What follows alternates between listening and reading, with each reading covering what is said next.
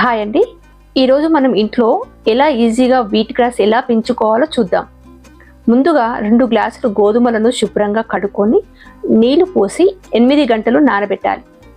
8 గంటల కంటే ఎక్కువగా నానబెడితే మొలకలు సరిగా రావు.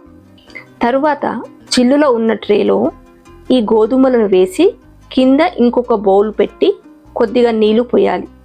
పైన ఒక మూత పెట్టి 2 రోజుల పాటు కదిలించకుండా ఉంచాలి. 2 రోజుల తర్వాత చిన్నగా మొలకలు రూట్స్ రావడం ప్రారంభమవుతుంది.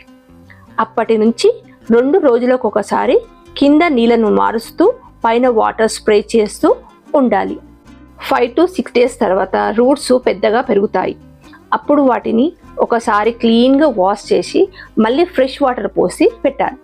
ఇలా 9 డేస్ తర్వాత ఫ్రెష్ వీట్ గ్రాస్ రెడీ అవుతుంది. తర్వాత దాన్ని కట్ చేసి జ్యూస్ చేసుకుని తాగవచ్చు.